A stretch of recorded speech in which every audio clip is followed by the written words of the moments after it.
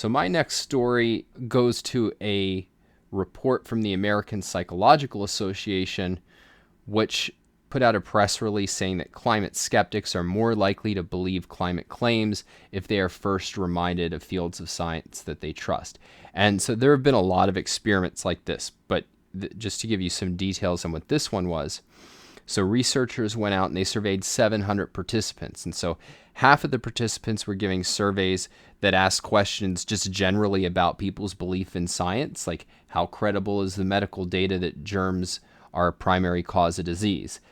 And then they were asked about their belief in climate science. So it's, how certain are you that global warming explains many of the new weather patterns we are seeing today? And then the other half was just asked about their belief in climate science. And then people reported how they classified themselves politically. And so the researchers say that it turns out conservatives reported a greater belief in climate science if they were asked questions first about their belief in other areas of science. And one of the researchers kind of described what was going on this way. For climate skeptics, it likely became awkward to report on our surveys that they believed in science while at the same time denying the findings of climate science. That dissonance led many to adjust beliefs to show greater support for the existence of climate change. And he went on to say it's exciting to know that in the real-world settings, we might be able to have more productive climate conversations by starting from a place of common belief. And I think that there's something right about this. That is, a conversation to be constructive should start from a place of common belief. But what's going on here is starting from a place of common belief and then a non sequitur to accepting a conclusion without evidence. So if you think about the nature of the argument, it's science got something right here, so science must have gotten something right in this completely different branch. Well, that doesn't follow at all.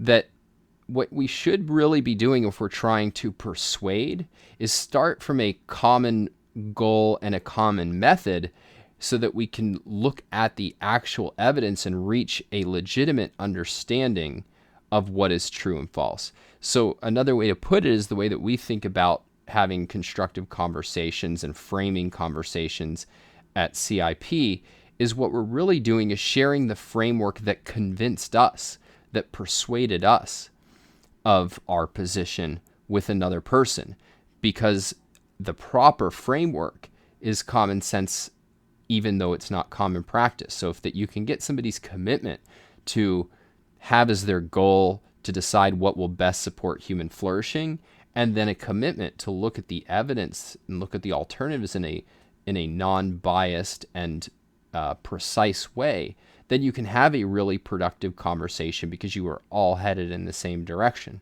But what we're seeing here is not real persuasion by sharing the method that helped you reach clarity. It's really manipulation. It is finding ways it's finding psychological tricks that will make it more likely people will blindly accept your conclusion. So, this happens in marketing all the time. They've done studies where, they'd have somebody march through a neighborhood, knock on doors and say, "Do you consider yourself a charitable person?" And the person says, "Oh, yes, I do." And then the next day they send somebody else to say, "Hey, will you donate this to this charity?"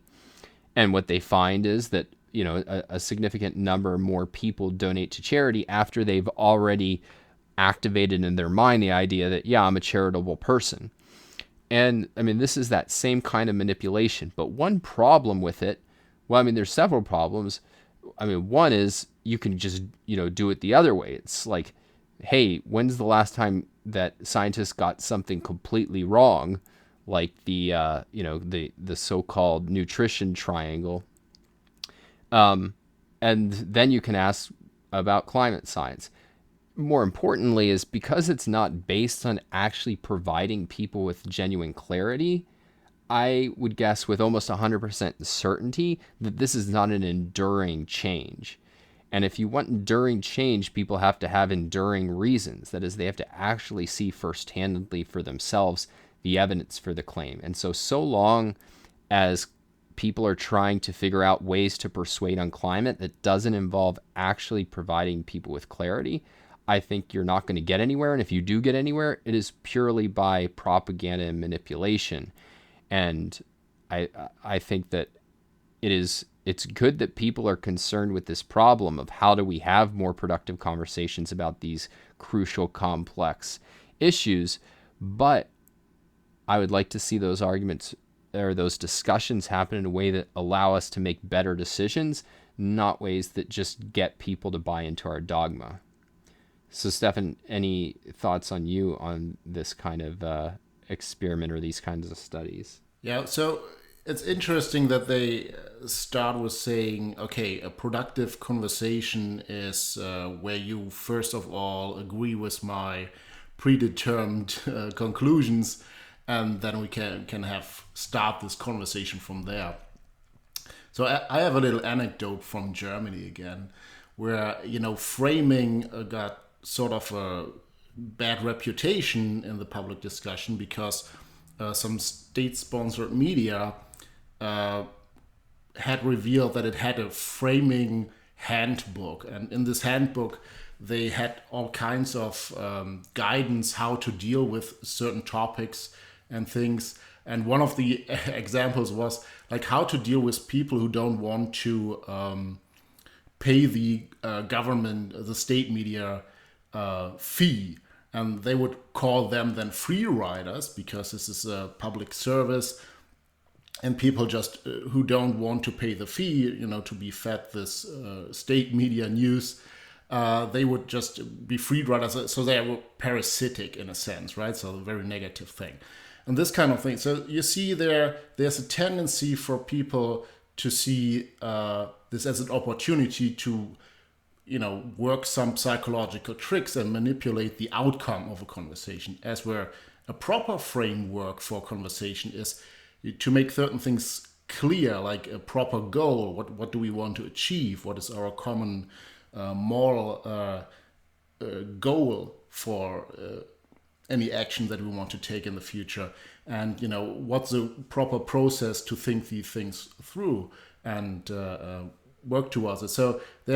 So framing is often used as a terminology to describe something really bad, which is more of the manipulative side, whereas framing as we understand it is to provide a clear or clarity, and also set up the conversation on the right track so that people can gain clarity by discussing issues. And this is not at all the case. So you can see in the survey, they didn't provide any additional information about any of the facts about climate or how to think about this.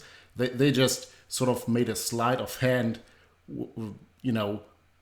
manipulating people into, admitting that they don't know a lot about this, and then they bow to authority as, given to them by the survey creators. Yeah, I think that's a really important point to stress, though, is that like a framework, the reason to be concerned with framework is not because this is a really clever manipulation tactic, but it's that we have a framework, that it's there whether we know it or not. Every thought process, every conversation has a framework. It has certain methods, it has certain assumptions about cause and effect, and it has certain values.